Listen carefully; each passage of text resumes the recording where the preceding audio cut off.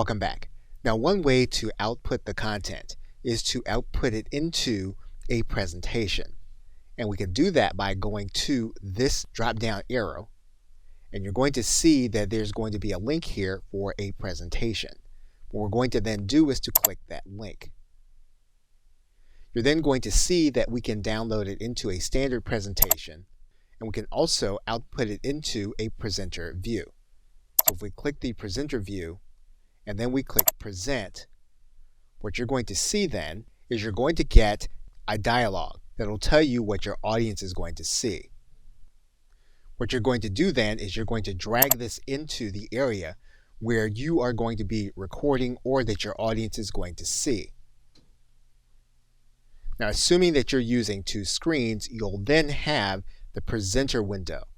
This window will have your notes and everything that you'll need in order to make explanation of the actual image. And all you'll need to do then is to click Got It. You'll then be able to present this image along with the notes that you have.